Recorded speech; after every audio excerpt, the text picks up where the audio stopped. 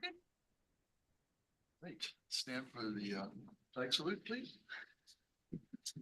I pledge allegiance to the flag of the United States of America and to the republic for which it stands, one nation, under God, indivisible, liberty, and justice for all. This time we allow the public that are here to bring up a topic from the floor that's not on the planning agenda. You have 5 minutes. No, we're on the agenda. You're on the agenda, you will have your time. If it's Will there something be not on, public comment allowed when the commission gets to E, which is why I'm here? It's a discussion. it's just a discussion item. We usually don't put public comments to that, but it's informal too. Okay, so it's up to you, because I'd like to have my say. It's up to you when you want to hear it. Yeah, I mean, it's not a hearing. It's not formal, we just So it's usually just talking. We can leave it up to you. Okay, we'll see how we're doing there. So should you speak now? yeah, I'll go ahead and talk now. I mean, I don't mind teeing it off. No, it's, But how many people are here about the sign? All of us? Just us. let's just wait till that point. Okay, so we can. Something is not Well, I on, mean, we're sure we're consistent. something's not on the agenda. Okay. Seeing none, I guess. Online. Nobody, really not paying attention. Nobody online? Just David. Yeah, David is online. Okay. Yeah. Thank you. I'm wondering. So, anybody have any comments on the draft minutes? From I move that we approve June meeting. the June 11th. I will second that. He is here. Just from afar. And how you vote? Aye. Aye. Aye. Okay, David said aye too. All right, thank you. And now the joint meeting with the planning commission city council minutes. We have a couple of those. Make a motion to accept those, Second. if nobody has any edits. No edits for either one. We can go quickly. I guess we'll do one at a time. So for the. Oh, I have, Only one. oh, that's right, there was 2 copies. of them. Yeah. It's like, why? Okay, how do you vote? Aye. Aye. Aye. Aye. Aye. Aye. That fooled me earlier, and I wasn't gonna get fooled tonight. Got me. Okay. The time is now 6:03 PM. The public hearing is now open. This is a legislative land use hearing. The subject of this hearing is a request for amendments to the city to the St. Helens Development Code and Comprehensive Plan in response to Measure 109 to 2020 regarding psilocybin land uses, House Bill 3109 from 2021 regarding childcare land uses and other housekeeping amendments, validity periods for land use decisions in particular. The applicant is City of St. Helens.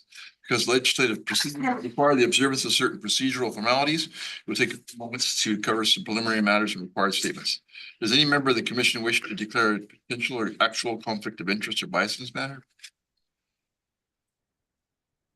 Does anyone from the audience object to the ability of a commissioner to make a fair decision? Generally, the order proceeds will be as follows: required statement, staff report, applicant's presentation, those in favor of the application, neutral testimony, those opposed. We have an applicant here. but- The city. City, okay, rebuttal by the city. Final questions, close of the record, deliberations and then recommendation. Following statements are required to be made at the commencement of the hearing. The standards for recommendation by the commission shall be based on St. Helens Municipal Code 17.20.120. All testimony, arguments, and evidence must be directed towards the applicable standards as described or other criteria in the comprehensive plan or land use regulation which the person believes applies to the decision. Okay, staff, the report. Thank you, Chair Carey. It looked like a lot of these were things we talked about before. Yes, this should all be familiar to you. We discussed all of it. But everything that we discussed is not contained herein. This is generally the non-residential stuff. If you were queued in to the council meeting when we were asking for their legislative blessing to proceed, we had been discussing some stuff at the CCMH campus, and they talked about at that time, and at a critical time for me to figure out how to shuffle things around, about hiring a land use attorney and maybe thinking of code amendments to support some of their activities. Since then, they decided not to go that route.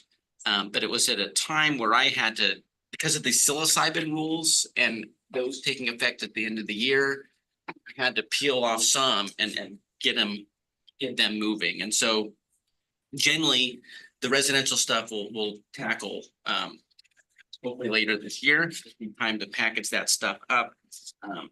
So this is just some of what we discussed. So the fun is just going to keep on coming. The main things we're tackling here are measure 109 regarding psilocybin, and also 109 regarding childcare, and some other stuff which I'll mention here briefly. There's all the findings that we have to make, which are really exciting. Want to add excitement to your life, you can certainly read those in detail. I just want to talk about some of the more pertinent details. So measure 109, that was from 2020, that legalized psilocybin, magic mushrooms for the street talk for mental health purposes in the state. As allowed by that state legislation, the city was able to impose a 2-year moratorium to kind of figure things out. And we did that, and that moratorium expires at the end of this year. If you recall, last December, we had a joint meeting with the City Council and Planning Commission, talk about that use and concerns. And based on that, we decided to make it a conditional use and to keep psilocybin service centers where the people can purchase and consume the psilocybin products separate from places where they are produced. And it's a conditional use in most of the commercial or mixed use zoning districts, but not the Riverfront district. That was one of the things we got from that conversation.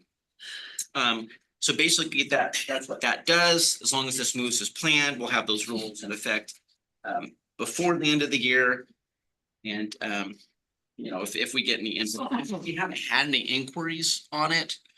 But it's interesting, when Jenny was looking at other jurisdictions, some places it became kind of a tourism phenomenon. Hey, come have some mushrooms, have a good time from out of state. And so, you know, that results some concerns about us, just neighborhood impact and stuff like that. So, you know, we'll see, maybe we'll never see one. I had just a clarifying. You said a conditional use except Riverfront District, which means that it is not a conditional use, not a permitted use. Yes, that is important clarification, and I just wanted to clarify that it's not an outright use. It's not, it's just not usable there. That's correct, yeah. I just wanted to clarify for Yes, people that didn't fully understand that. thank you for using that out of my. Yeah, because it's like you could read it either way. Yeah. That's someone who said from a lot of planning commission meetings. Okay, so there's that one. Now, this other one shouldn't be controversial at all. And that is the state law that updated the state's childcare facility law.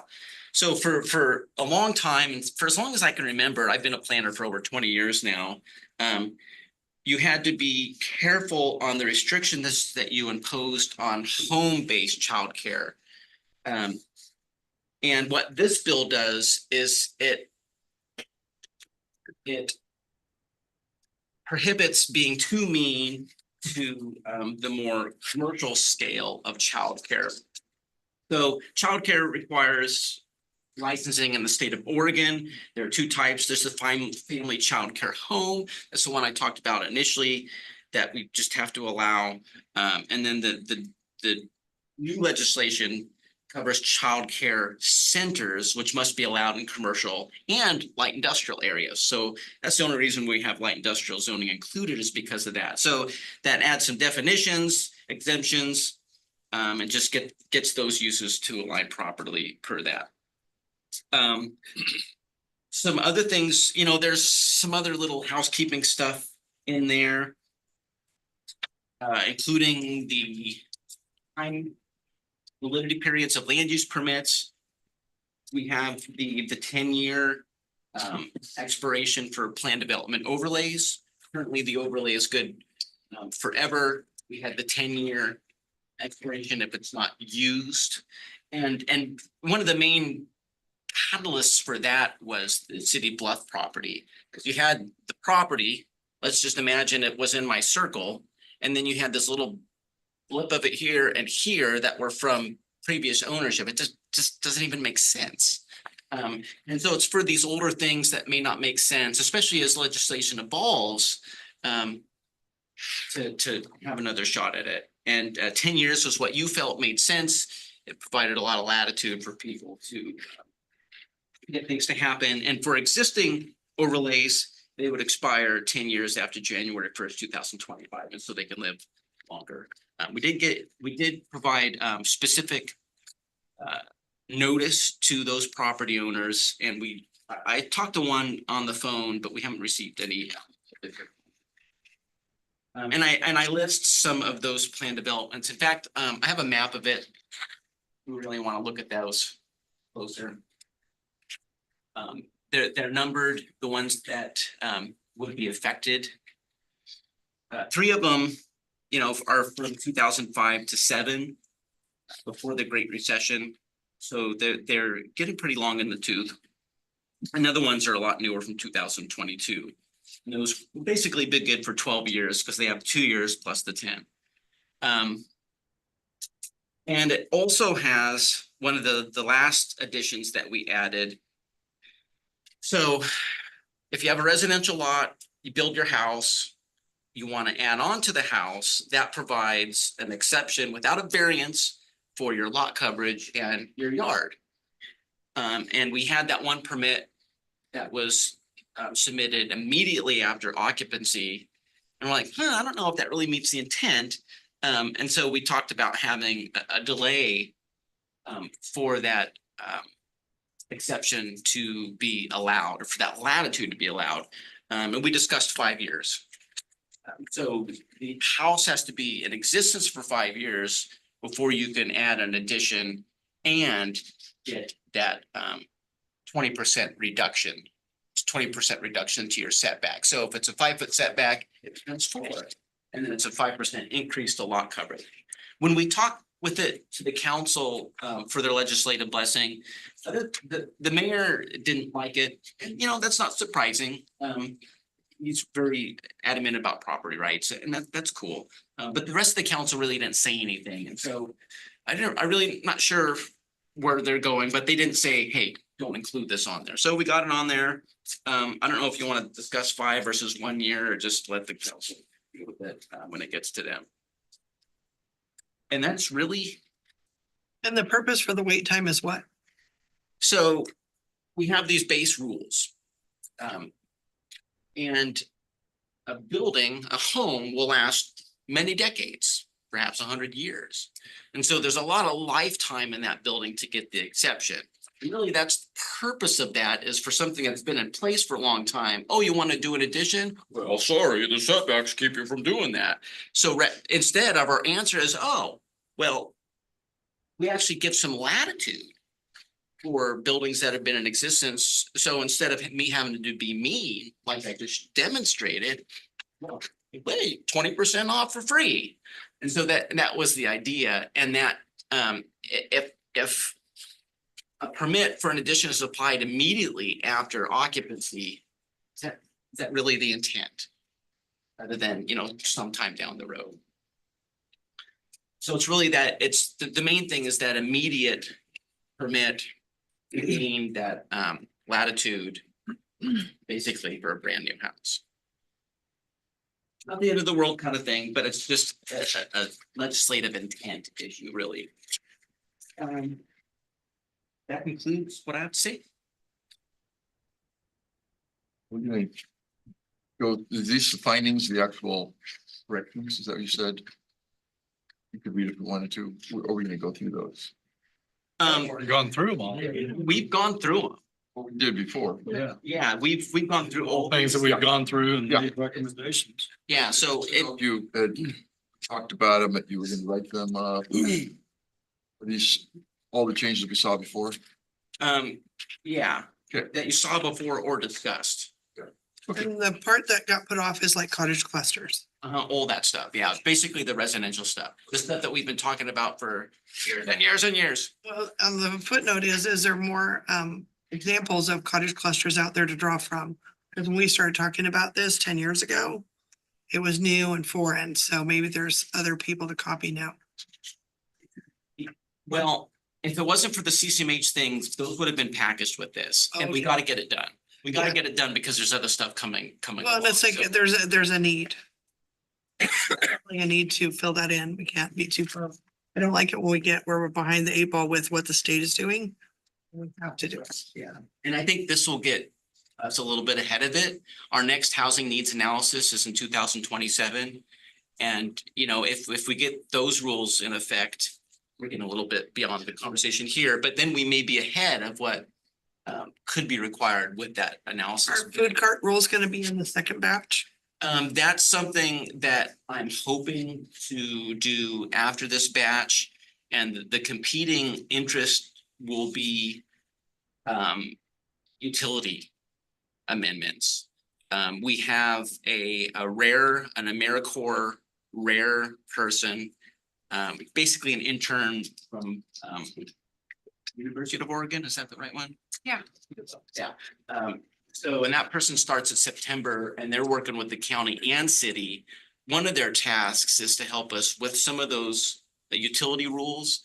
Because we adopted our sewer, water and storm master plans, and DEQ is requiring us to be, I can't remember the designation, but basically we have to increase our regulations because of mercury content in the Willamette.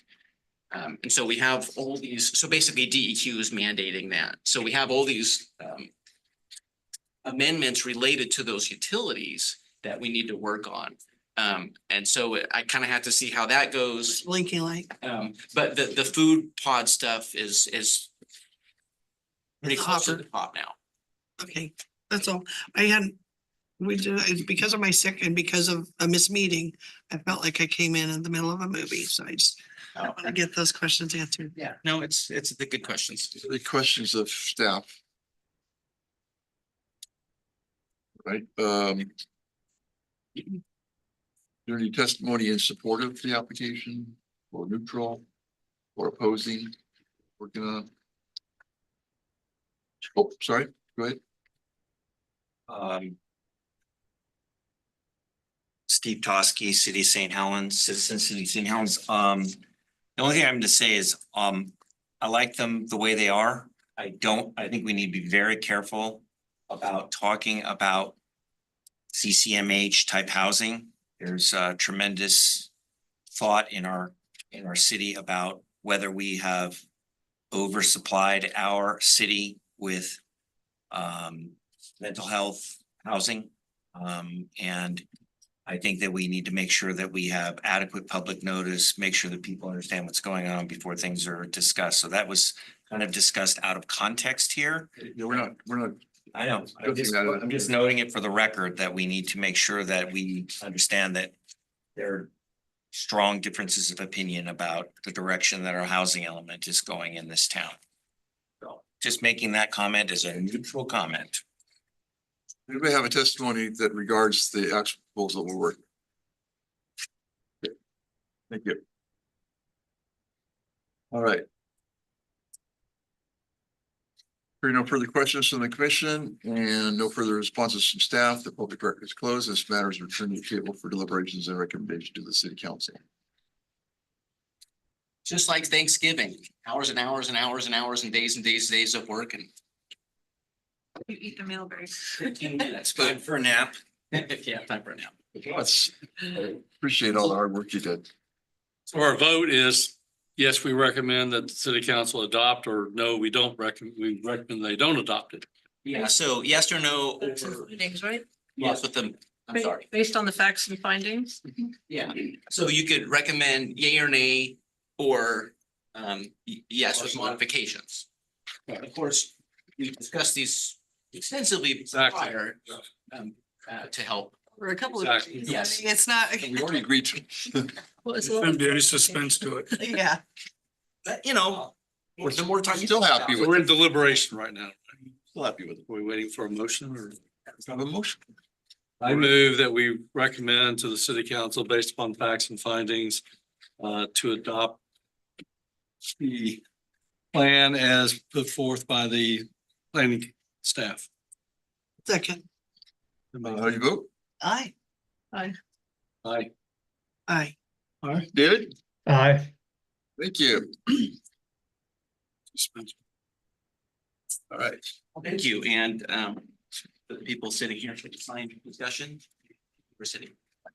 The commission only provides a recommendation to the council on this matter, who will conduct a subsequent public hearing. You want to go to that? Should be very similar and exciting.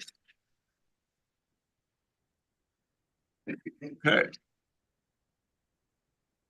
So, Mr. Chairman, I might recommend we move the sign architectural review since it's a discussion item before the floodplain policy. okay. Since we've got some folks here. Anybody here for a floodplain? I would imagine. Yeah, no TMDL stuff? Okay. All right. I agree. Sounds good. All right. What do we have? Okay, great. So I have this quick little, we wanna pull up here. I learned some things. So, Would you mind just giving us 1 minute while my wife returns from the restroom? oh, Didn't know we would be next. well, Just stepped out. Would yeah, we can wait. You can do that. In 1 minute, we can do. I think it's right right? over. I think we're okay. I don't think. Probably we wouldn't take more than 1 minute. And if my I just see floodplain and I'm like, "Ugh." question is, why is this a discussion item instead of a hearing? So Jenny's just beginning. So, Pause for you. Thank I'll get to that in my discussion. So we're here, you're putting on your Historic Landmarks Commission hat.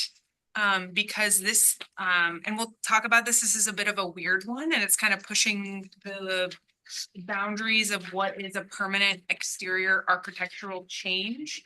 But that's the reason that you guys are reviewing what could be a sign permit at all, is because you are the Historic Landmarks Commission. And in the Riverfront District, architectural changes to the exterior that are permanent go before you for compliance with the guidelines.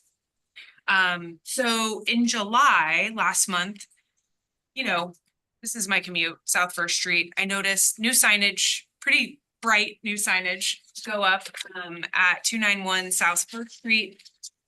We hadn't received any sign permits or business licensing yet, so I reached out. We started that process. Lenore, who's here, acted quickly to get us the right paperwork that we needed.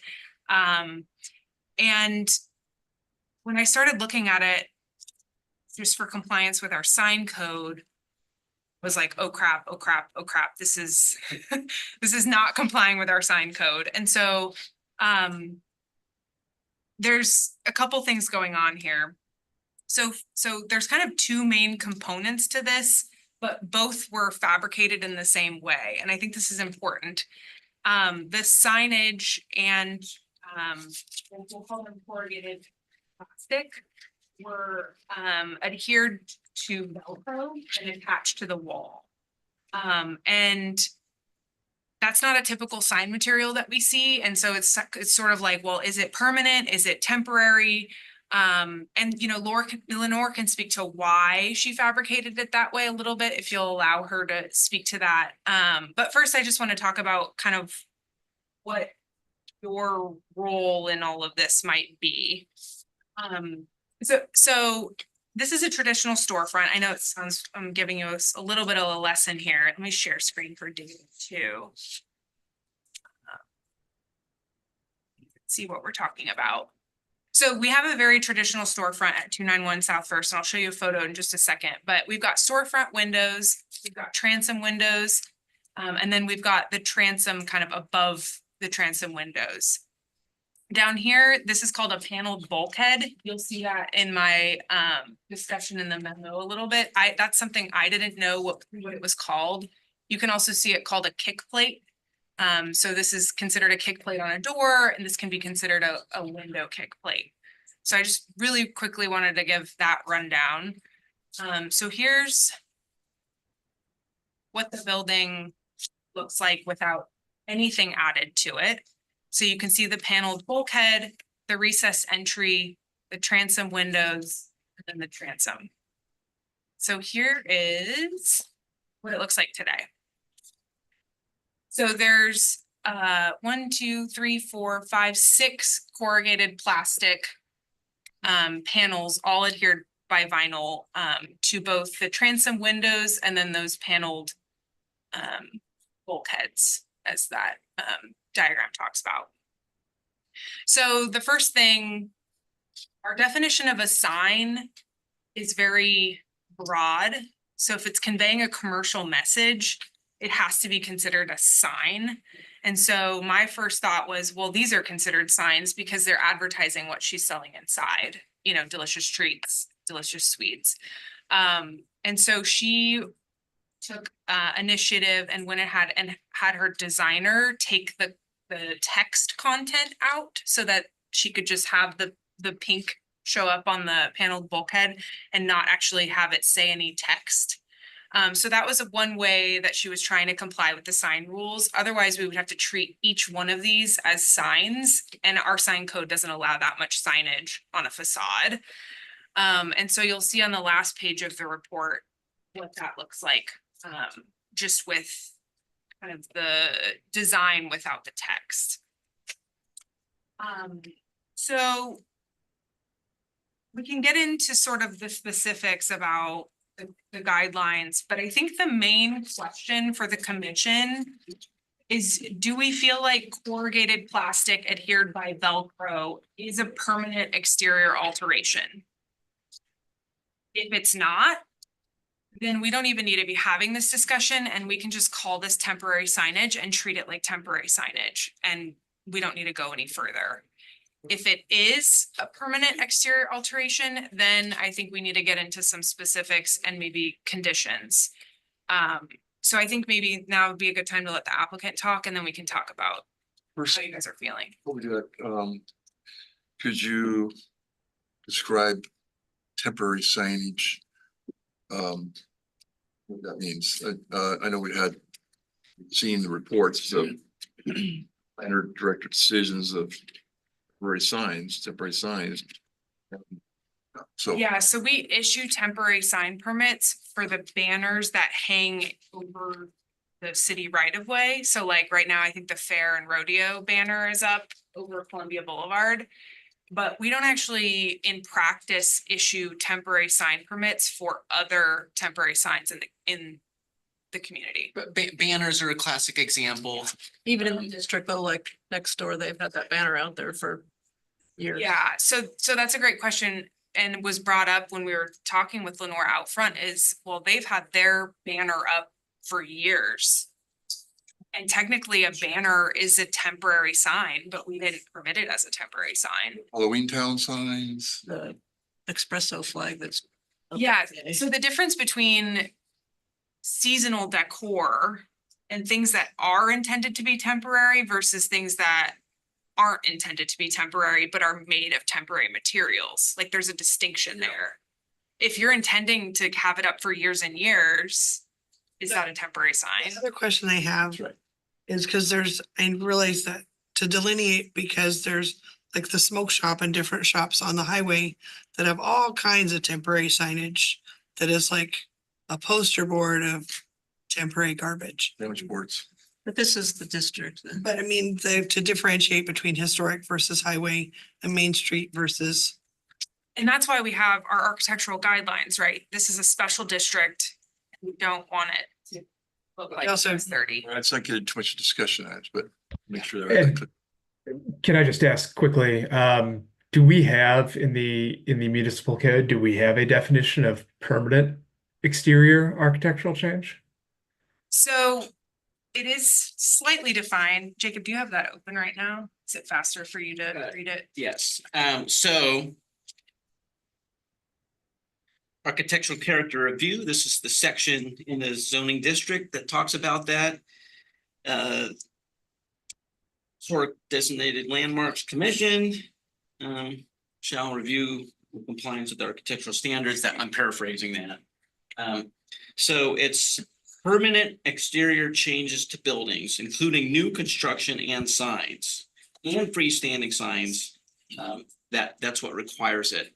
The exception is ordinary maintenance, not requiring a building permit, and painting of the buildings except when, if it's unpainted masonry or stone. So Jenny and I were talking about this earlier.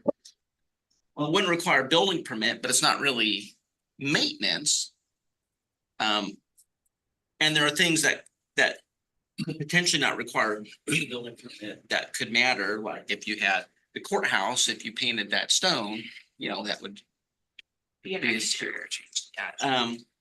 Which is pretty permanent. Right, Painting stuff. right. Pretty permanent. And I was going as deep as looking at Velcros and how long does Velcro last, and the whole Velcro thing is a whole new thing for us in this context. Sure. Well, what I think we can gather from that is at least signs count as permanent exterior architectural changes because they're wrapped up in the included parenthetical. And And I that's- guess beyond that, we're not sure. And that's why I'm bringing this up at all. I wouldn't have started to process a sign permit if I thought it wasn't a sign. But I think the question is it intended to be permanent? And, or does the commission want to weigh in on whether or not a Velcro corrugated plastic sign should be viewed as permanent? I think a good question to start with is who owns the building? Are they leasing or are they renting or are they? What do we think? Let's let them, Yeah, if you have questions for the applicant, she's here and happy to answer Good. questions. And I'll say quickly, we did get a comment to convey here from Molly Matchett. And she is a sister of Phil Stanton, who owns the building, and their comment simply was, it's cute. That was the extent of their comment. Phil Stanton also signed off on the sign permit, so he's aware of the application. So, yeah. Okay, Lenore. Feel free to step up. Hello, well, not formal, just talk to us. yes, but I have to say hello. That's so first off, I will express my apologies because I did not realize I was breaking the rules when we originally designed the signage. I've had my bakery for the last 14 years. I've operated out of my house under a domestic bakery. I did high-end weddings and events, and I've never owned or had a storefront ever. A little over a year ago, I opened up my pop-up across the 30, still on Columbia Boulevard in St. Helens, and had that storefront for a year. I had my license with the state of Oregon. I truly did not realize I needed anything additional. It was never approached at that time that I need something more to operate in the state of St. Helens and sell cupcakes. So I thought I was all good. So then this space opened up and we thought, okay, we'll look into that, we'll take it, but it'll have to be stepped up to another business. So like I've said, I've never owned a storefront, and we expanded to candy and ice cream. And then once we did ice cream, I had to get cleared with the agricultural Oregon state and paid $800 to them to be able to sell ice cream. So I thought, okay, checked off the list. I'm good. I'm done. So I did that. I have my other license. I did that. So then next thing I know, there was a letter slipped under my door saying, hey, there's a signage permit and you have to have your business license to operate in the city of St. Helens. I did not realize that. So I immediately called Jenny back and was like, hey, and I truly thought I've got everything in order. I've got all my ducks in a row. Like what else do I need? So she said, hey, there's a signage permit. Hey, there's a business permit. I was like, okay, all right. I did not know. What do I need to do that? So she informed me of all the things, and then she was kind enough to come and kind of evaluate everything and said, you kind of took, the cart before the horse. and didn't do all of the things appropriately, which I did not realize that was the case. So I tried to fix that and put in my application, and I had my graphics designer design new signs. So when I originally met with Philip, he didn't think that the building could be painted because it was a historical building. So that's when I went the customized signage route and thought, okay, if I were to do something customized, I want it to be pink and I want it to pop, and I want people to know that there's desserts and sweets and treats and everything delicious here at this storefront.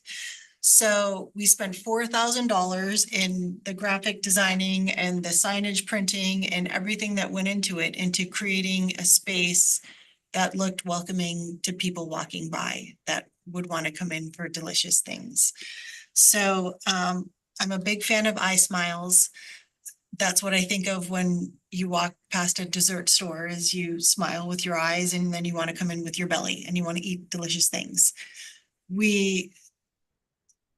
A portion of our proceeds also funds my nonprofit, which gives back to kids with cancer at Dornbecker Children's Hospital. So we lost our little guy in 2010. So this storefront only exists because of him. I never would have owned a dessert company. I never would have done anything with desserts or cupcakes if my little guy hadn't passed in our arms at Dornbecker's. So we lost him. We started a nonprofit.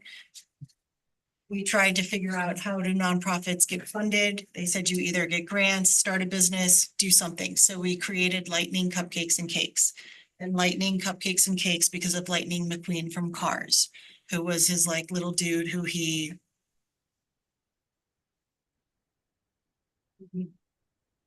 had in his arms when he passed. So it was a thing.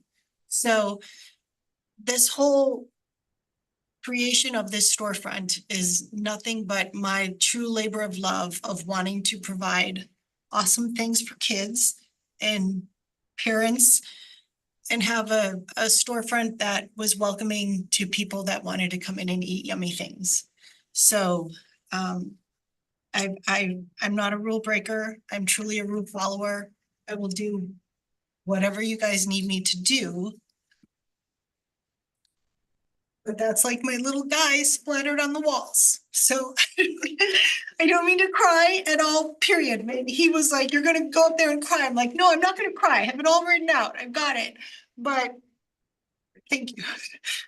But that's my dude. And I want to create something. I want to make this town magical because I feel like it has that potential to become something bigger and better. And I wanted to be a bright pop in on the storefront, and that was it. It wasn't, so I will do whatever my graphics.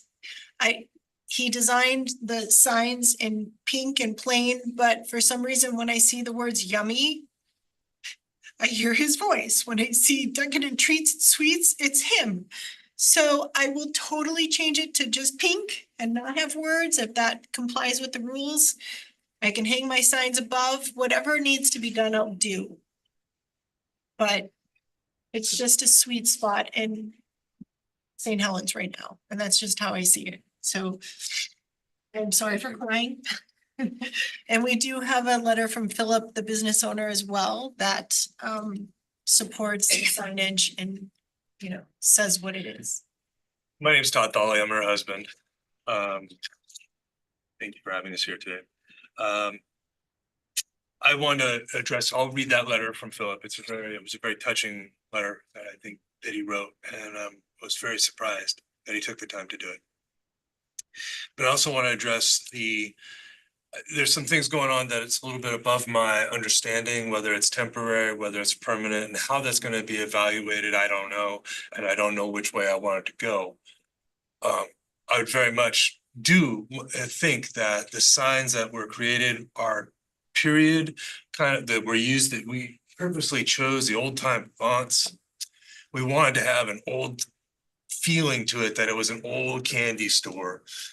So that was our goal. We wanted to be bright and beautiful, and we did read the historic building, what you could do and couldn't do. And I think a lot of it came down to me. I made the mistake. I never saw the limitations of the percentages and stuff that you have to, mathematically calculate, and it just went above my understanding. But what I did see in there, I think we did try to follow. We wanted to delight your eyes. We wanted to draw your attention to a business, and it specifically states all of those words, a delight to the eyes.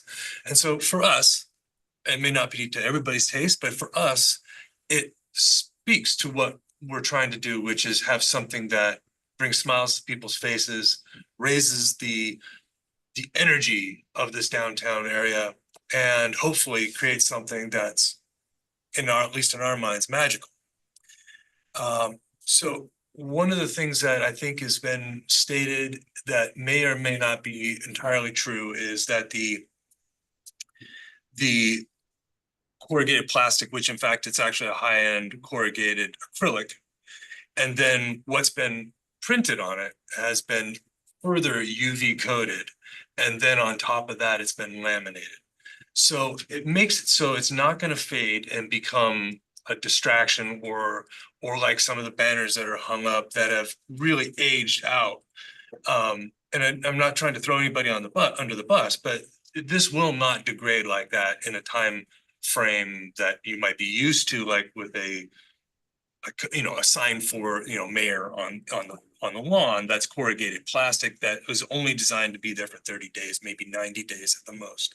So these are much higher end than that, but they are affixed in a way that is very temporary, but we like to think of them as permanent. So you guys be the judge. I don't know what the right answer is. They will last for years. If that Velcro falls off, it's non-destructive in any way. It'll peel back off the paint. We can repaint it. So it can be removed, and it can be fixed if it does come loose, which it would be if we're still using them. So let me get to Philip, the owner of the building, Molly, and his wife.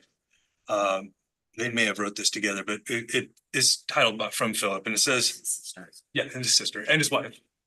So I know she's the owner too, I don't know her. I've never met her, but. So this is Philip's words, if you bear with me. To whom it may concern. As the owner of the McCormick building, I would like to express my overwhelming support for granting a signage variance to Lightning Treats and Sweets to allow this business to retain its current signage. Not only is this signage critical to gaining visibility and recognition for this remarkable new business addition to Old Town, but I believe the brilliant and stylish look of this signage adds a flair to the overall look of the business district itself. In my opinion, it's difficult to overstate the importance of well-designed and eye-catching business signage to establish the vitality of any business district, particularly one that is increasingly dependent on tourism and walking traffic for its customer base. Signage literally and visually defines the identity of both the businesses in the district and the district itself. Therefore, making every effort to support unique, attractive, and attention-drawing signage is one of the strongest ways for a city government to create a successful business district. With regards, Philip.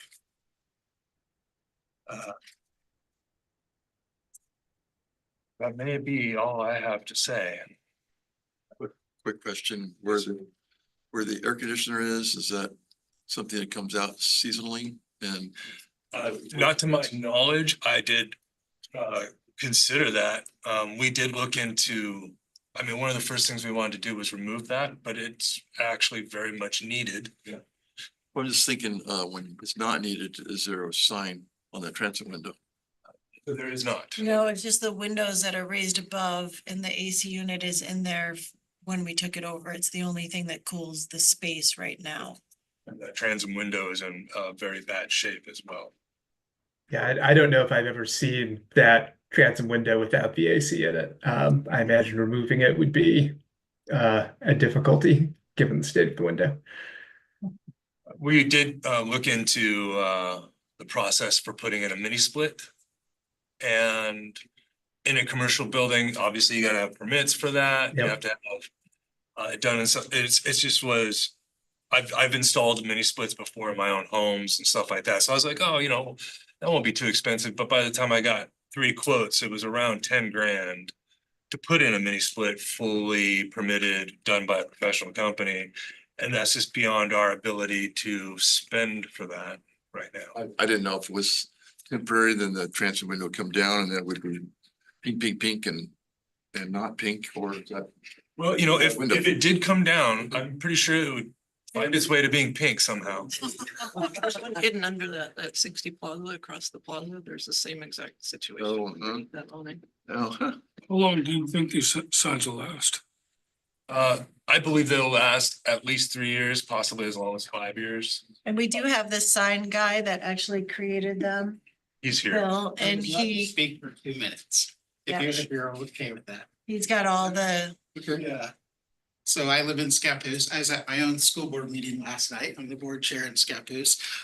So first of all, when we do, Lenore, so the $5,000 didn't go to me, just so you know. I think that must have all gone to design, but we created these specifically as temporary signs. When they asked to adhere them, that's why they did it in Velcro. The idea was you could drill them, you could screw them, you could use double face tape. Problem is those will all damage the surface below it.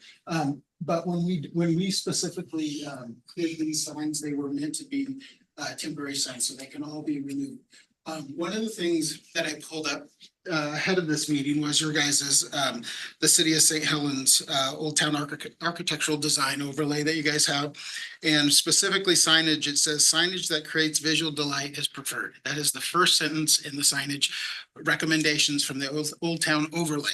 So I actually blew this up and then took a picture of this, exactly what you see here, and I casted it onto my big screen at home with my wife sitting next to me, and I said, does that not epitomize literally that first sentence, the delight? And that's exactly what it does. And so for me, the essence of what you're asking for, where it says commercial signs in Old Town should identify businesses, promote merchandise or service within, attract customers, provide direction and information. That does all of those things. And in a time, honestly, with the construction going on downtown and the issues that you have trying to drive traffic without Halloween Town, without all these other things happening. And these guys have gone above and beyond to satisfy and make this. If you drive by there right now, this looks 10 times nicer. And that's not coming from a sign guy. It's coming from a guy that's lived here for 40 years. Looks 10 times nicer than every other storefront in that McCormick building. So that's just my 2 cents.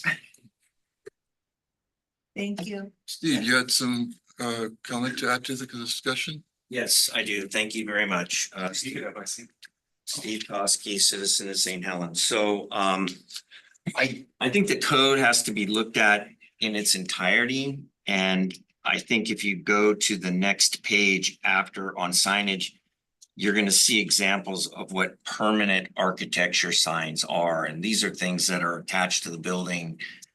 You know, big, there's a jeweler sign, and those are permanent architecture. This is not a permanent architecture type sign. And I think it's important to note that what's before the commission is a choice of allowing a temporary permit of this signage and seeing how things go.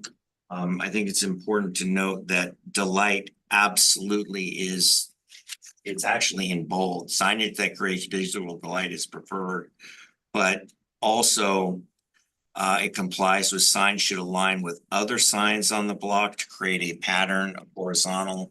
And so where the other signs, there are other signs that are covering transom windows. So if these were moved up, suddenly you would have signs on the side of the building. There are no other signs on the side of the building. And then there is period printing. And so I think it complies with that. The biggest, I think, hurdle on this and probably concern is going to be the covering of the windows, transom windows. And I saw the suggestions that staff had made of emphasizing window displays as really making the window kind of the display versus the signage the display. And I think in light of the overall, number one, this is not a permanent architectural feature. It's temporary. Number two, the fact that it is period, it does delight.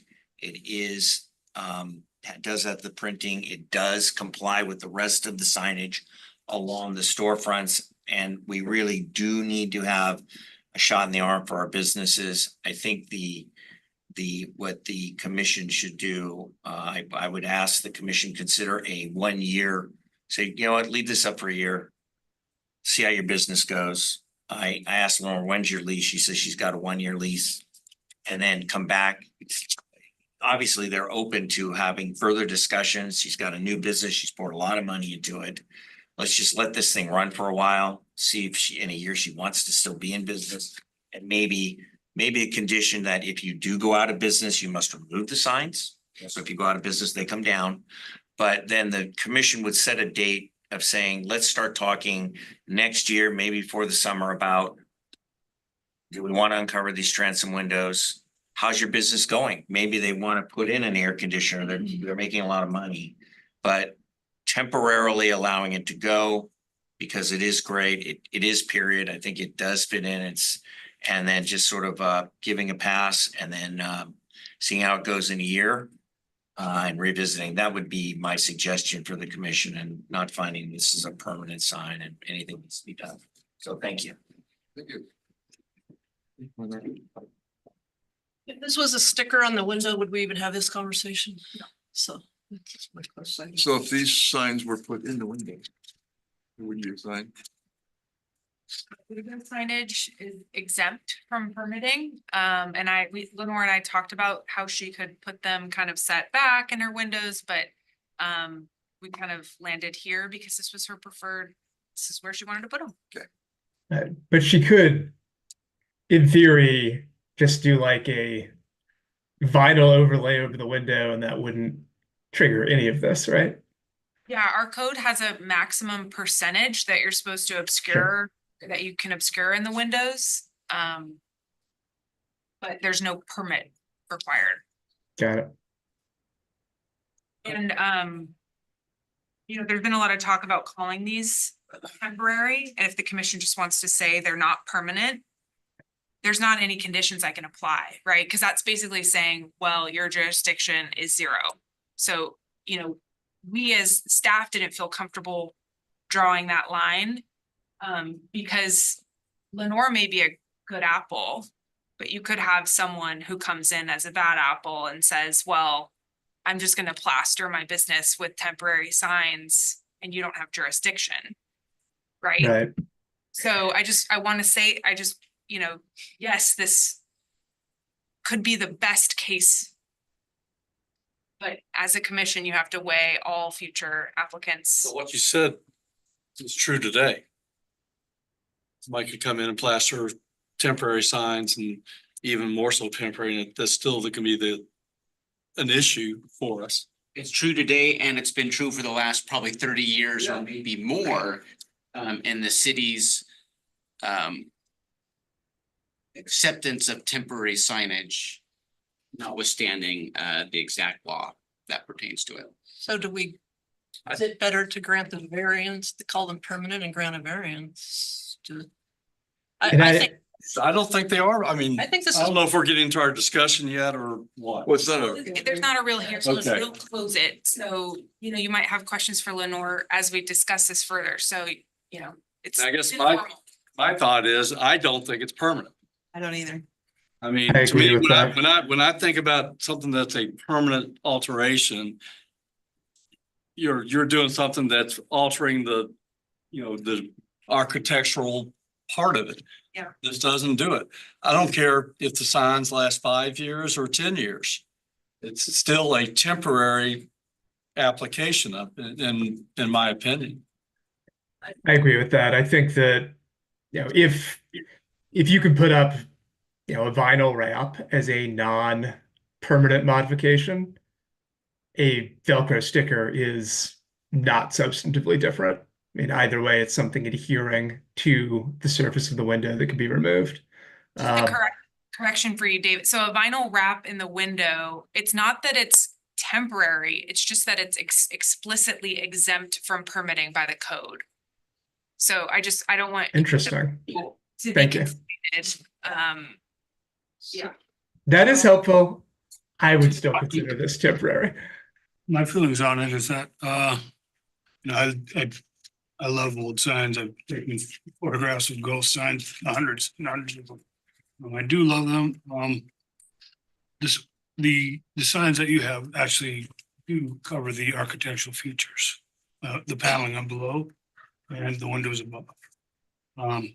It is has the style of, the old time, but when I'm looking at something like that, I'm picturing, with the paneling, I'm looking at banners, painted on in the windows below, like with your decadent treats one side, precious sweets on the other. And just those things, and same thing, but just painted in the window. That's something that, traditionally it's kind of a historic type of feature that I've seen previously, obviously. That's what, my thoughts are, plus the windows are obscured too with the signs. That all being said, your startup. And I mean, I'm happy for you to keep the signs for a number of years. So, they start weathering, but as long as we have an agreement that when they do deteriorate, you start doing something else so we can expose what has been obviously covered up. You're saying allow them, but when they deteriorate, you don't get to do the same thing. Well, I mean, we could get like maybe 3 years or something, 2 years, and give you, I think you're, got your name, sir. He said 3 to 5 years. You're thinking of lifespan, and you put 4,000 into it. You're a startup. We want businesses down here, that's for sure. And so, I mean, I think as a compromise going forward, because I mean, to me, that the paneling on that and the windows up there, I mean, that makes it, that's the distinction of the facade altogether. I think, oh, sorry, go ahead. I think that's brilliantly executed. I think it's not a $50 Amazon sign that they just bought and threw up. They obviously put a ton of thought into it. The fonts are amazing. I know what all the feelings that you feel about the look of it when I did my building. And it's a sizable investment. I think that I'm generally the one that's the hardest to convince in this, but I'm totally convinced that they nailed it. And I think that it is temporary, but my concern is there a better way? I don't want to set a precedent to say in the future, somebody else could come and just throw those $50 Amazon signs, not so brilliantly executed. So how do we say, yes, it's fantastic? Well, we have that throughout town. There's some banner, the Green Lion banner on the highway is a good example. And like I said, 30 years. When I started here in 2007, there wasn't much of a practice. And briefly, I tried, and my predecessor was still here. It's not that practical. So and this is important. So if you're considering it that this is temporary, then we go back to where we are at now, where we have a bunch of rules about temporary signs and things like that we have not really exercised. And if we go back to the Great Recession, it's really going to be the legislative body. So what we had then was a proliferation of garage sale signs. And that got the council concerned. And so there was a period where we were pulling garage sale signs left and right. And that concern, eventually waned and went away. And so it's a matter of, at what point does the legislative body say, hey, we're tired of this citywide quote unquote sign pollution, not just downtown. And we want to talk about how we can effectively implement our temporary sign code and rules. And that's when, at least as the way I see it, stuff like this and elsewhere would be addressed more thoroughly. I just think that it's two separate animals to me. This is beautiful. I look at it as it's like 2 years down the road, she upgrades it to a different color or she does something else because they're Velcro. They could be swapped out and they could be used in a different way. I think it's a great way for a new business to get a leg up, to get into a storefront. I'm so happy that you moved from your other location because I could never find a place to park there. It was so cool. But I just think the walkability of down here is super awesome. I think the issue with temporary sign, we need to talk about street standards and blight. And this is not blight. This is not, we need to deal with signs when they become tattered and torn, not punish people that are doing stuff nicely. Something so beautiful with You know what I mean? I obvious. think it's a completely different thing. I think that's how you deal with the $50 Yeah. Amazon sign that lasts through the first rainstorm. It's just like nuisance abatement. It's like you can't have a sign hanging off your building. Yeah. And I agree, this is not blight. It's, oh, sorry, we all tried to talk at once. I apologize. I'm getting a little delay on Zoom.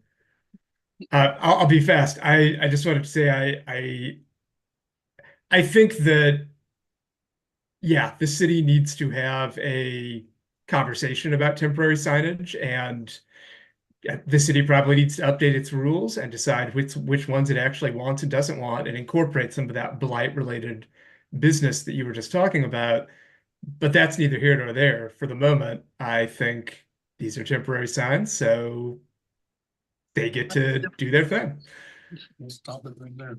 Yeah, I think a significant effort was made to not alter the architecture of the building, which is important. Revitalizing downtown, which we talk about all the time, it is bright and pretty, and I think we're kind of all on the same page, right? So. So I haven't had a chance to say anything yet. Been waiting. So I look at this as a whole, not as a sign. And I think actually old time storefronts had a lot more signs than we are allowing. And this is more in keeping with historic signage on a building than the minimum we require. But on the other hand, if you don't think of it as signage and is creating the decor, creating the look, these are words down here.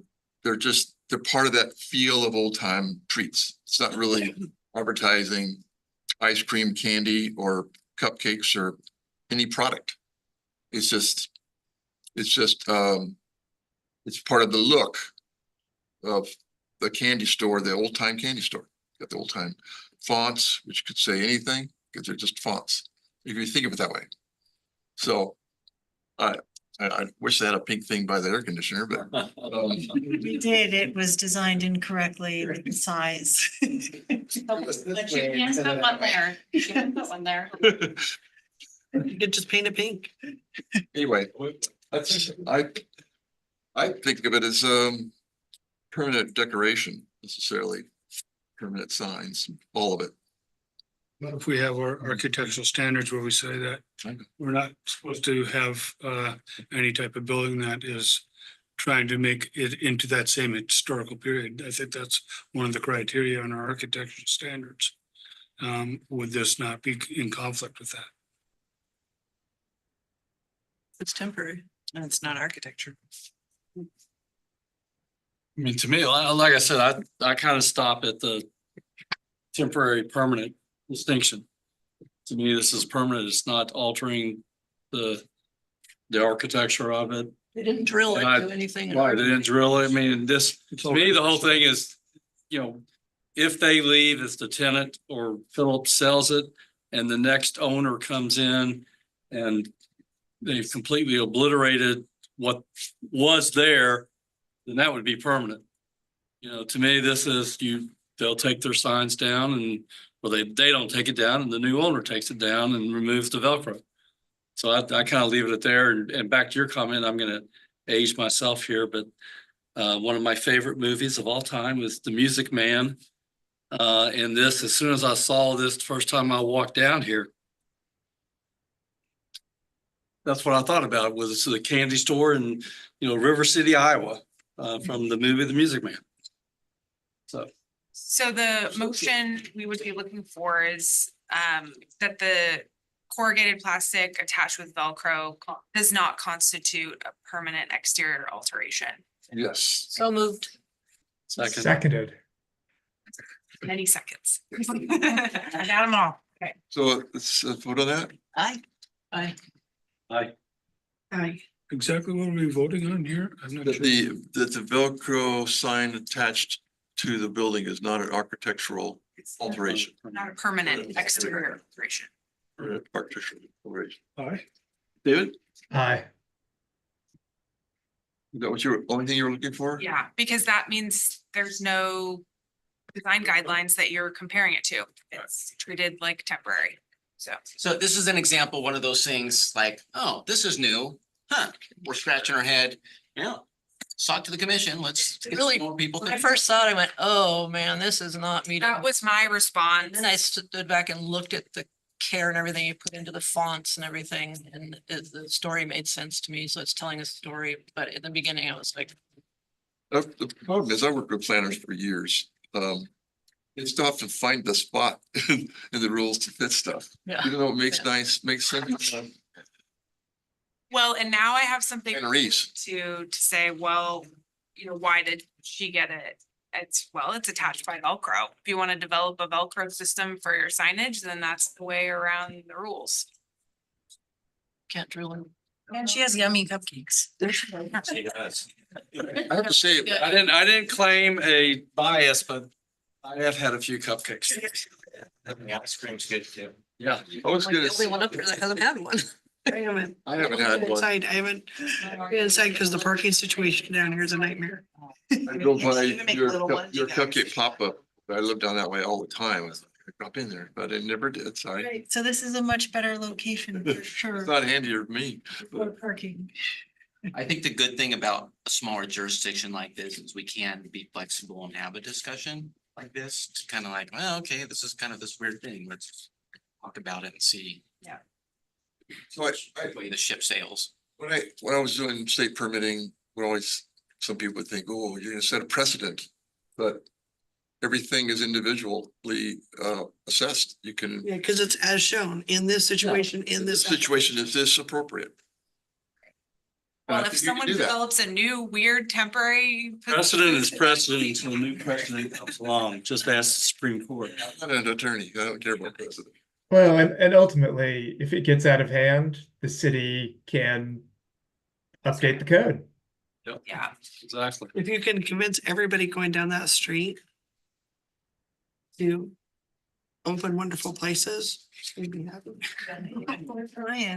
Keep on making those dominoes fall. That's kind of how it goes though, right? I mean, one storefront looks pretty and then the next one and it spreads and then, Keep up with the news. yeah, that's right.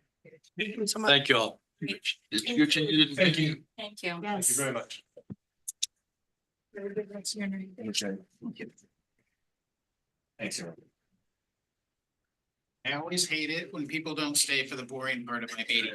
Have a good day. You can stay. We got the floodplain. Okay. Very excited about it. Yeah. I think the pictures, positioned like this in our book gets pretty well. Yeah, I know. Comparison. I miss seeing the transit windows and these I things. just, you're right, But what look a at- so brilliant Mine were solution. covered by wood. I mean, the Rutherford building, which is the brick building, their transoms are all. And- Any sharps, any sharps, the upper thing is all that yellow. Yeah. That 11. Yeah, that's Rutherford building. Even inside. Okay. The other one. Can we have an update on TMDLs? I've been waiting all night for that. This isn't Oh, TMDL. it's not? This is the interface of the Endangered Species Act with the National Flood Insurance Policy. You said 1 minute. Okay. And I know this has been, you've been waiting for 2 months to discuss. This is brief. This is just to update you on this. This has been something that's been, we've been talking about it for a long time. And this is just a brief FYI. It's not a long thing. But back in 2009, there was a suit filed against FEMA. And that was up in the Puget Sound area, it had to do with endangered species, salmon, orcas, which feed on them. And since then, we've been anticipating something. And we finally got something from FEMA. So this is just a basic calendar of that. The next slide. So the communities affected. Well, we're definitely not down here. We're up here and, you know, we have floodplain. We're a floodplain policy community. So we get to deal with this. Next slide. So where we are at now, we received correspondence from FEMA saying that we're supposed to enact these interim measures. So we don't have specific law in place. And so, and we're supposed to by next July. So when you ask me about what are we gonna do next? More stupid mandates. I always complain about the damn mandates and once again, another damn mandate. Like from Richmond. So it's just that they keep coming. But the model code, which I haven't seen yet, is based on the Oregon model code. And when we updated our flood policy a couple years ago, it was based on that. So I think the amendments will be a little bit easier. But basically, it has to do with no net loss of fish habitat for any development within the floodplain. Historically, the flood policy has been about mitigating loss of structures. So whether or not it affected habitat was a moot point. And now that stuff is coming into play. So we have these interim measures. So next one. So the interim measures that we have, one, prohibit all new development. And when FEMA was talking about this, by the way, there was a lot of pretty ornery planners at the meeting. Oh, what about this? What about that? It was kind of funny just to sit there, relax, all these people getting excited. I was getting excited in my mind thinking, how's this gonna work? But so prohibit all new development in the floodplain. That's really for communities that have very little floodplain. Now, some communities on the coast will hold dang communities in the floodplain. You can imagine how they're gonna have to deal with this. Imagine the customer, oh, you wanna build a shed? We'll hire a biologist, you know, that's not gonna be fun for people who get to tell people to do that. So, and then there's the model ordinance and then permit by permit. So by December, we're supposed to say which way we want to go. But it's really weird because in Oregon, we have the goalpost rule. And that says we can't just throw things arbitrary at people. There has to be something in the books. Now, you could potentially weave Endangered Species Act stuff into floodplain policy because of the way that stuff melds at the federal level. It's just kind of a roundabout way of doing it. So I don't know how this interim stuff's gonna work. But the main thing, I just wanted you to be aware of it, and we're gonna be talking about code amendments next year. I can't remember if there's any more slides. That's the last one. Yeah, one more, this one. Oh, yeah, so this is so by December, we have to determine the pickup. That's just the temporary thing. And then another thing is there's a data collection. So there's gonna be reporting, so more mandates. Luckily, we don't have a lot of floodplain stuff. So we're kind of fortunate. We do have some, but it's not that common. But there's gonna be reporting. And what I think the state has to do is collect all this data and report to FEMA so they can check their boxes as to fish impacts. And that December or the July date for us to have rules in effect, it's not on here. Because the person created the slide realized this was the first meeting they had, they didn't have it on there. So more fun, more bureaucratic fun. It's basically the conclusion. Really not a discussion item, just FYI. FYI about the fun we get at Brasket. question, just out of curiosity, what sort of resources are there available to help people with, if we went with can we look at the previous slide? The case by case basis, what, are there resources out there to help people with that kind of thing? Yeah, there's the biological opinion, and there's other documents which I'm not terribly familiar with. I think that stuff, I'll probably be able to discuss that in greater detail as. Yeah, mine was just like the 50,000. Right now, what FEMA's doing is they're trying to understand, okay. It's kind of a polling. What direction are communities going to? The majority. That will help them figure out where to put the money to assist. I think just because of Oregon's land use system, most people are gonna go with the model ordinance. And so I think in December, they'll have that data, and then once they see, oh yeah, everybody wants to do this, then that's where they'll focus their funds for support, technical support and stuff like that.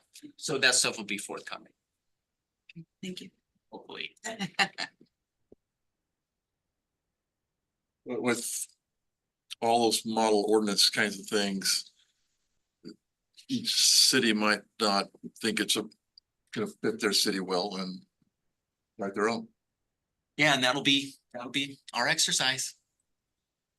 With the wetlands inventories, we went with the model ordinance for ordinance rules and others communities, because I did 11 wetland inventories. Other cities would write, and our planners help write the extensive ordinances related to wetlands and streams and buffers. This city actually wrote our own. We didn't pick the model ordinance. The model ordinance, I can't remember which city I dealt with, it was very, very cumbersome to deal with. So the model ordinance has to be well written and specifically good for your city. So just say, oh, let's just take that because it's easier. It may not work very well. Yeah, and I haven't read it yet. I don't think it's available. There is one, or they're developing. I think they're developing one.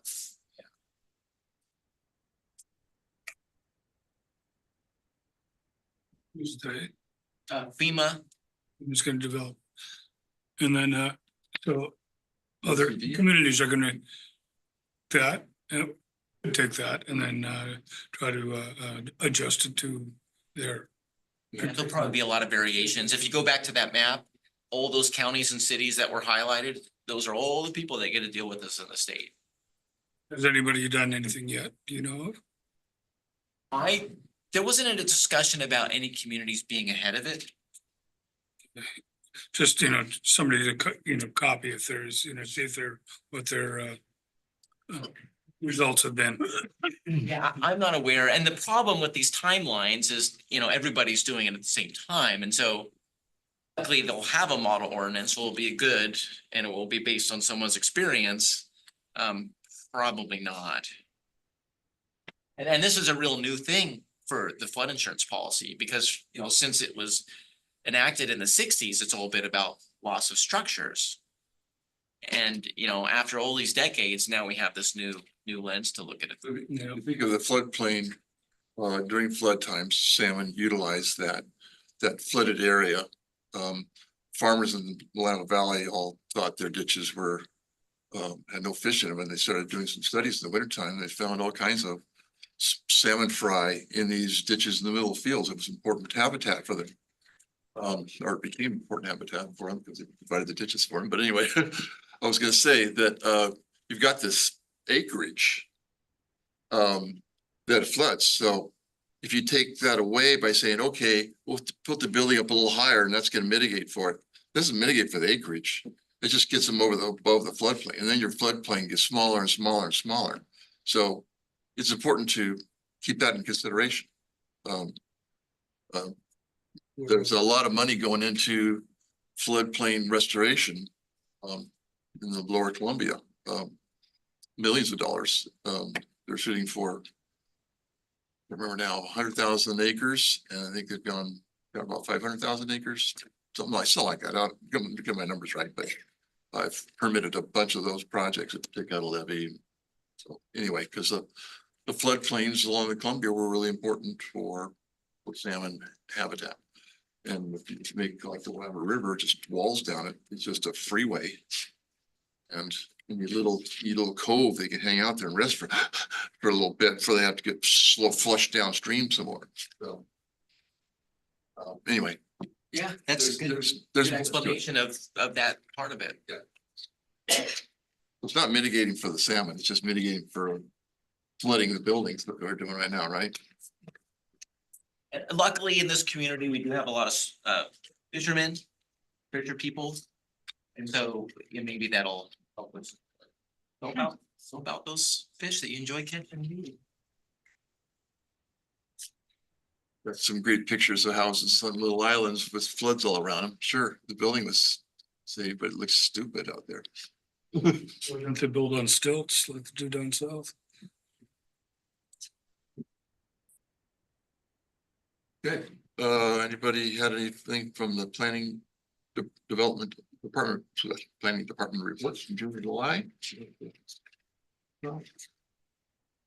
I sent you a note about the one on Gable Road. You sent me like a thing about input. Is that what is here?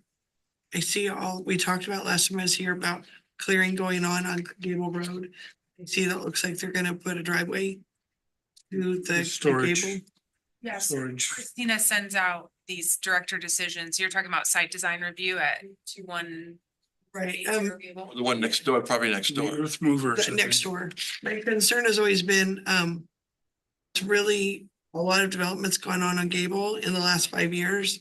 And there's a real sliding scale of what improvements we're requiring on the road as far as sidewalks, trees and that kind of thing.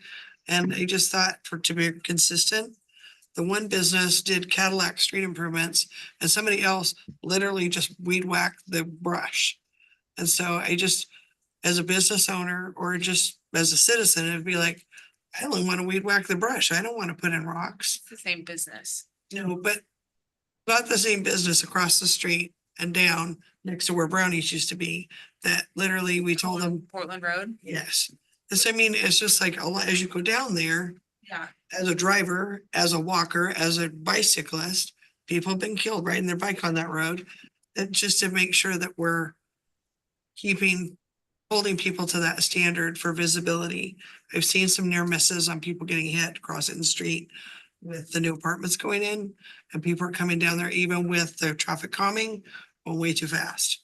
So I just want to make sure that visibility and all that is being taken care of.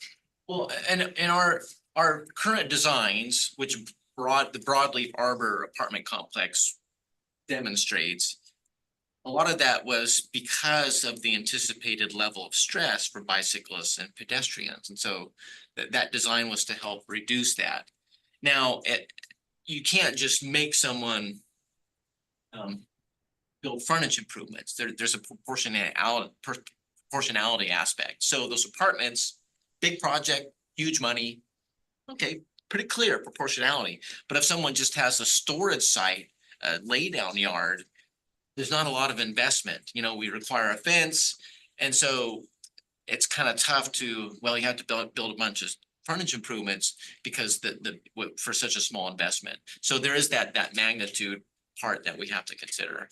We can't require them to keep all the blackberries off the road, where blackberries and invasive species are growing out onto the roadway. That would be a nuisance issue for code enforcement. It is, as a pedestrian, and I'm seeing more and more of those little scooters out there with seniors or disabled people on them that are using that to go to Walmart.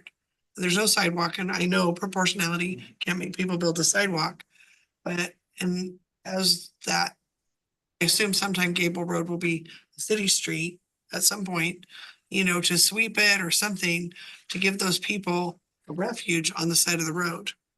Because you can't slow the cars down, can't make people build sidewalks. Can we make sure that that debris stays out of the road? And it is our street. That's my concern.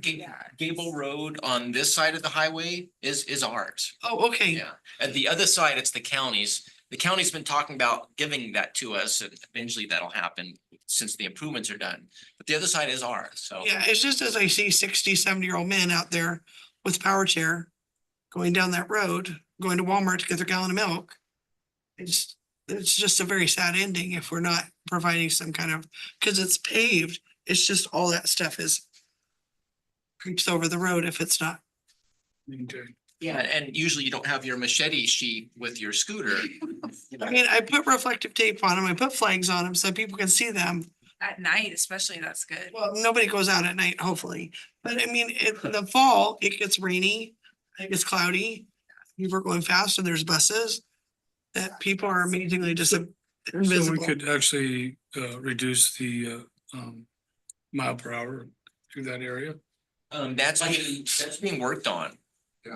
But who's gonna enforce that? Sign. There's drag racing on. They're, no, but I mean. I mean, they're doing stuff, nobody's enforcing the speed. No, they on put the signs streets out, right they now. put signs out and cops are out doing. But signs patrol. aren't doing things. I've seen people get pulled over at the, whichever number it is, that goes by the senior center, Infrastructure slows cars. That's why there's medians. That's why there's. traffic calming. Yeah. So that was my only, I knew that there's so much digging and making going on down there. I just asked it because I go pretty slow through there anyway. I think it's And, 35 I now. was- It was 40. And I go maybe at most 35 and I always get on me. So, It's 30 up to a certain location and then it yeah, goes just past 40. Milton Creek. Yeah, I was just curious. Cause obviously 144 South River and 134 South River are floating homes and it says site design review. What do you do on that? Oh, I had, that was the other one I had a question on. Just curious what, since it's a floating home, what? I had a question on that one that was really close to the boat ramp.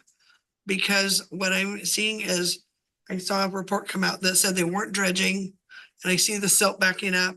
And I got the warning thing about the bloom on the algae. And I just wonder how tight will we let people squeeze floating homes in off that dock? Because the drawing you sent, I don't know the names of the docks because I'm not a boater. Dillard's. Dillard's, that's the far one. Well, that's the one furthest that one. we were talking St. about. Helens Marina. St. Helens Marina, yeah, and it's like it's tight in there, and I mean, I went over there and previous Counselor Morton's boat was over there, and it's like certain times of the year, there's not a lot of water there. And so I just worry about having the water flush out, and if they're not dredging, how close are we gonna let them get there? Dredged, For people getting in and out of that ramp? basis. Yeah, they've been dredging. that dredge- you have a right dredging from permit. Columbia City, Yeah. big dredges. Yeah, But- there was a note that Somebody- said they weren't doing the dredging out here this year. The Marina's dredged. But I guess my question is, so on site design reviews for floating homes, you do setbacks and different things, or what do you do? What's the? It's a parking calculation. Oh, And then that lets us, because we're supposed to make floodplain findings, and it's just a way to say, well, it's floating, who cares? Yeah. But a lot of it's parking. There's no maximum on the docks? No maximum what?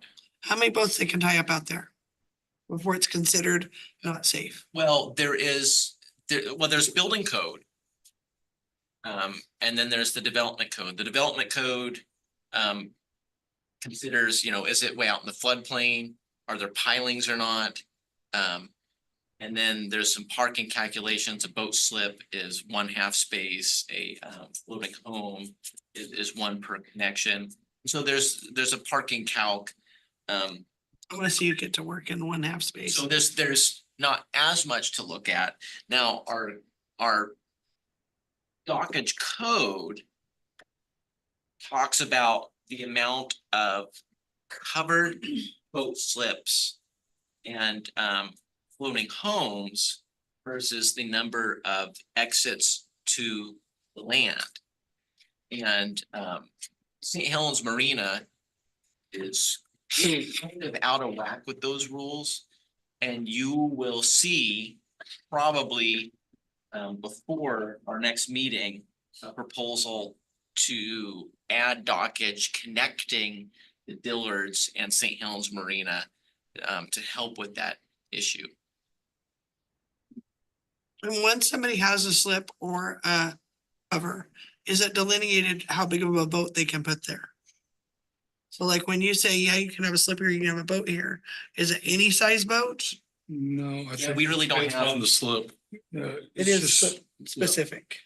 Okay, It's the operator of the marina that determines the programmatic response, like that. But it's also his liability too. Yeah. So that's, It's not a development code thing.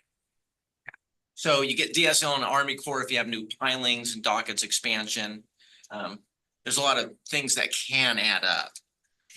okay, and then here's my other question. I don't know if this It is doesn't regulate that. that there's supposed to be a kayak launch that goes down there. And where is that kayak launch supposed to go? In Gray Cliffs Park, So that's completely separate, not connected to the dock, that's right. Yeah, it would be a new, a whole new setup. it would require his review, it would require Army Corps. So it's in the plans, it's not coming. What's happening with that? So there's been no update from the Marine Board on And that, the Marine Board wanted to get Sand Island in which still. compliance Quite, where they wanted to even yeah. give them That's money. right. And the Marine Board granted us, if you look at the council packets at all, they're giving us maintenance money. They got us another grant to repair the debris boom that's blocking the courthouse docks, the public docks. A piece was damaged, and so they're giving us some money for that. But the new kayak launch was going to be designed and permitted by the Marine Board's Technical Assistance Program. So the city wasn't contributing any upfront money for the design and permitting, which is significant. So really just at their mercy. Yeah, the reason why I asked this question is I was at something for the port of St. Helens Port of Columbia County, and I can't remember their name now. And they were talking that there will not be dredging at Scappoose Bay. Mhm. And so there's talk that the water may get low enough that there won't be motorized vehicles to launch there. And so, at least temporarily, and so that's why I'm thinking about access for people with kayaks and people with small boats. Other places that they might be able to get in, because that's a very busy ramp. Very busy ramp in our community. And so, St. Helens Marina has their launches not Right. really that good because yeah. Dredge it, they're actually gonna expand the dredging around the south and the east. Well, And that's where I launched my boat. what's his name's Scott Clark or something. He would literally, he came to Kiwanis 2 weeks ago and said they are not dredging at Scappoose Bay, Not today. Well, because of the not this year. toxicity of the. And then we have dredge the well. bloom now. Cause I was surprised at that closure from Hood River to the coast. Not seen that in my lifetime. Pets that have died. due to algae. You know, it all increased because of the dams. The Columbia River wasn't Not enough water going wasn't through. clear before. It was always a little muddy. And that kept the algal from even growing in there. Now, since the dams collect the sediment, then the water is clearer, so then light comes way farther down on the blue-green algae than proliferated more, whatever like years we've had that dams over years. See the seam between the slough and the Columbia River, just out front here, because the slough is always really brown, whereas the Columbia River is. Biologically rich. Yeah, okay, that's it. Very salted. Way less agitation. Anyways, that's why just those little, I get little pieces from different things I go to and I just try to connect the dots. Anything action going on proactive items? I wondered if we wanted to have any discussion, since we have a full board tonight, regarding if anybody would like to chair the architectural standards or vacant storefronts. You know, anytime. On the Plaza Square, I did talk to Commissioners Magruder and Garrett. And they both were favorable on the paver idea. They said, obviously, we need more information, but they would be open to us investigating that project. Magruder had some concerns about the trees, which I think will come up in the discussion, but the way I took it was, yeah, let's develop this plan more, and we're open to it. It was not a nope. So, That's exciting. but I didn't talk to Joe, so, but Magruder and Casey Garrett, I did talk with both of them, so. But like I said, I don't know if we want to, since we have everybody here tonight, we want to have any discussion on where we go with architectural standards in the vacant storefront. Or do we want to wait till after the election? I don't- What's, no, what is going, because I'm not connected to the Main Street people. Do they have a director right now? Salisbury. Is she still with them? I think she is, but Okay, I'd heard there had been some movement in that group. Yes. I wasn't sure how much how cohesive they were. There's a difference between board president and executive director. Things actually happening. Amara quit as executive director. And they did not, they had a interim. Like a joint kind of board member stepped in as interim. And then I don't think they've rehired. So I think Aaron, as the board president, is sort of functioning as a. I've seen them doing a lot of stuff with the chamber. But that's my understanding. Okay, and does Main Street? There's no funding from the city for in the current budget? I believe that there is. There is? I don't know that it's explicitly called out as a line item, but it's a good question. I mean, we need Main Street organization to maintain any of our grants, right, regarding That's right.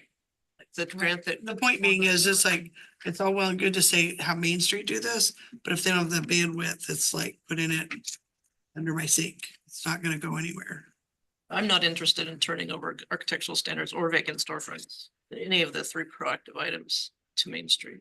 What, is someone to talk, because Main Street has a vacancy report and they have some legwork on that would at least be a leg up rather than starting scratch. Right, and Yeah, I think it would be, we talked about working with them. Yeah, Mayor Schultz Utilizing them. strongly suggested that if we were gonna look at vacant storefronts, we need to include Main Yeah, Street. because they get reporting there that would at least give you a start.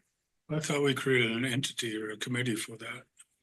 One of these vacant storefronts with Main Street and I believe you and I were on it and Brandon Sundin. Yeah, we talked And- about at the joint meeting, I think, the members that would be on that committee, but it hasn't gone any further. It so- was- And it was, kind of a rush to put it together. So I'm wondering, trying to get going and then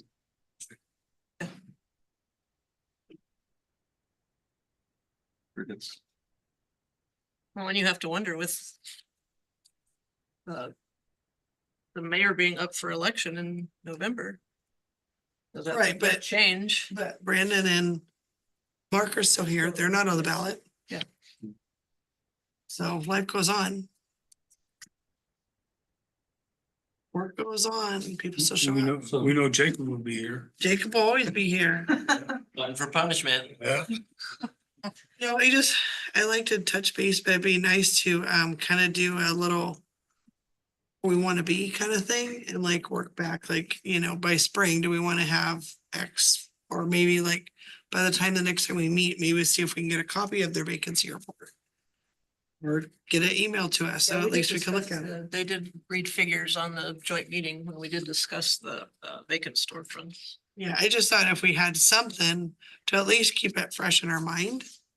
To have that conversation, because you don't have the bandwidth to do all this. I certainly, we're all, people have other stuff going on, but keep it in our mind, then when we hear stuff, find out stuff, it can move at least a little bit forward. At least as processing. I can ask them for a copy of the vacancy report by our next meeting. That's fine. Oh, awesome. Yeah, I just, the vacancy report, and it was street standards. I know Jacob had information in the past about how people get to street standards. Usually when you bring that to city council, it gets crushed. When it's been brought up before, they're like, no, you can't tell people what to do with their Oh, yeah, property. these are gonna be hard fights. Super crushed. But Main Street did have some good ideas, I think, as far as learning to change, so. I think it's an educational piece too, and like I've mentioned in the past, that like Restore Oregon has curriculum already developed. And I As far know as architectural standards and Other communities have done deals to get people to get storefronts full.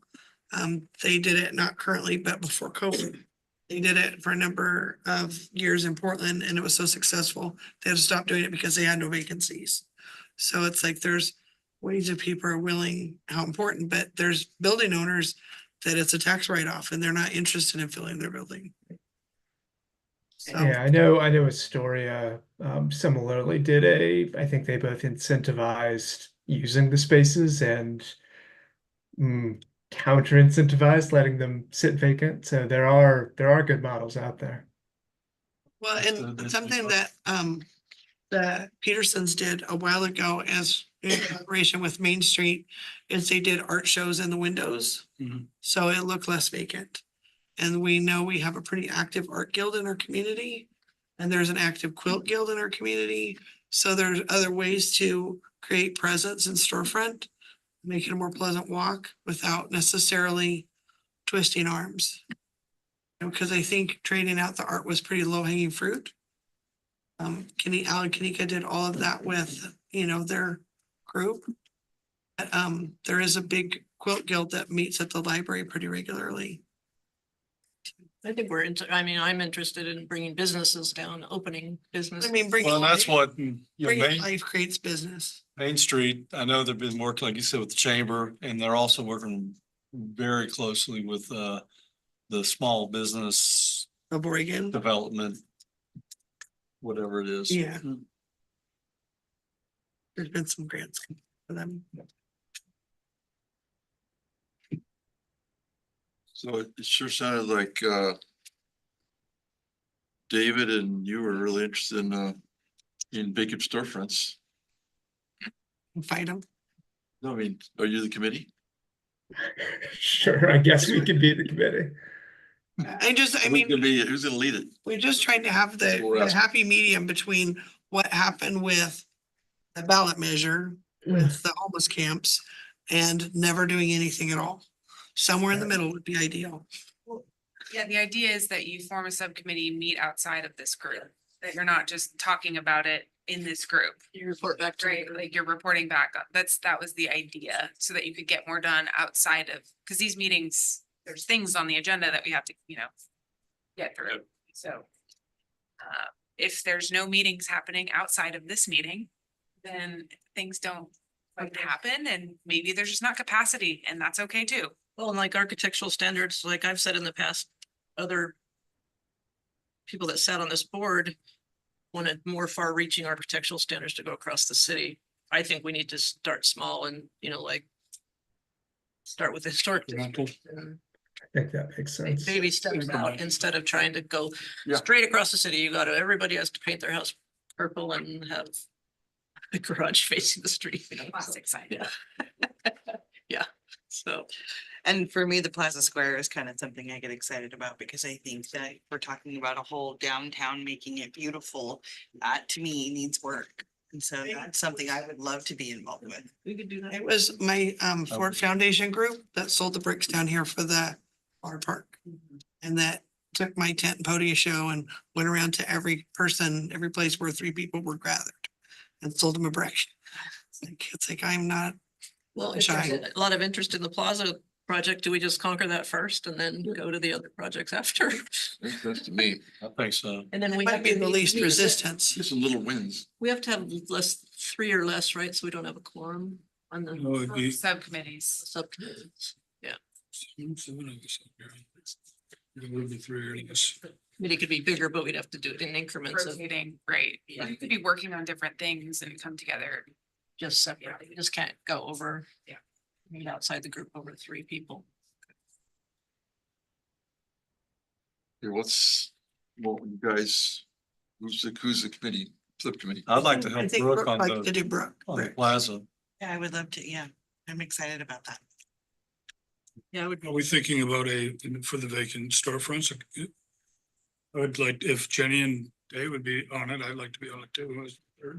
And Counselor Sundin showed some interest in doing that too. I don't know if he still does, but conversation 6 months ago was. So, Well, and in a meeting under pressure is different than a home, or when you have a chance to go, no, I don't have time for that. well, and I can jump in on both those, but I just don't have the time to chair. Drive those. Well, I know a lot of people at the county and stuff just through work and everything, so I feel like I might be a good person to coordinate the county and the city together. That's right. So if you guys want to independently work at the same time, it's great because the different people on the committee, right? So. Yep. But we definitely, we thought that the Plaza Square was an achievable thing that we could get Yeah, I moving. think the only thing we're gonna pushback is on the trees. But they have a lifespan and we've lost multiple, Yeah. so And this planning for their succession is a good idea. provide the historic photos Yeah, too. that picture. I mean, in Portland, look at all the giant trees that you have that are surrounded by a sea of neighbors. So it doesn't mean no trees. It just means not those trees. But then Brandon has said, you know, originally there was no trees on the plaza in the first place. So But it is a community project. But it would be nice to Trees are nice. thoughtfully pick the trees. Right, to thoughtfully pick the trees that are not gonna be. I don't To remember. make a giant mess. also I'd like to point out again that the rose garden, there's some plans for that too. So I mean, it should be, I think it'd be best to do it in coordination with that. So you get a similar design. Right, go forth and report. There's already a design with that. I think that the desire for that is gonna be pretty, there might be a lot of positive and even inviting community members to defray the work. If there's people that you run across, they're like, I want to help you with this. I think that more hands, when you start selling bricks, more hands will Well, and I be. think successfully going forward, if Halloween Town remains a thing, you'll get much different response to internationally, people would everywhere buy a brick to have it in Halloween Town, right? As opposed to if that for some reason doesn't go forward anymore, then changes the marketing on. Well, I see this, I see the planning commission subcommittee and then eventually the planning commission coming up with conceptual design based on our historical. What those, not just design, but lay out what kind of materials, things that would be appropriate. Working with the county and. Well, because it is a landmark. Who's on the plaza Oh, subcommittee then? I'm gonna help on it. Me. I have some printouts of that, of the design for the. For the rose garden part. That I can give you. Well, after this, let's take a minute and set up a meeting. That's good. Give you for information items, Jenny, One, so for you too. our CLG work completion deadline was July 31st, so a couple weeks ago. For what? The certified local government Oh. historic, sorry, I probably slurred my words. CLG, whatever that was. Solgi, yeah. So with that project, there was a whoopsie, and the incorrect windows that weren't in the approved plans were ordered, but it was too quick of a turnaround. We found out about a month and a half ago, and there wasn't enough time to reorder and install the appropriate ones. So we took the windows out of the funded CLG portion of that project, and the state was cool with that. And so we're working. what? Which project? For what? This is, this is actually David's house that he's working on. So okay. this was the house on Third Street that caught fire Yeah, okay. Okay. I didn't know what the- 3 what the years ago fun- now, David? Is it 2 years on the 4th of July. 2 years ago? Okay. Yeah, so this project, we're working to close out the CLG portion of the project this month. But it just won't include funding the windows that the state, didn't approve in the work plan. So I'm just updating. What were the projects that got approved? Just one this year. Yeah, cause the state kind of changed. We used to do small. I remember scoring them. Yep. And I just couldn't remember how the selection process came down. Yeah, I think there were 2 applicants. I think the only unanimous rated, this one rated the highest. But yeah, so windows were wood and installed, but not double hung. As the plans indicated, so it was a whoopsie. Right, and then you have, we saw something for the county about the fire escape. And having them, or how, do we know what the ETA is on the work that they're doing at that county on the old warehouse? So they're starting with the clock tower and the elevator.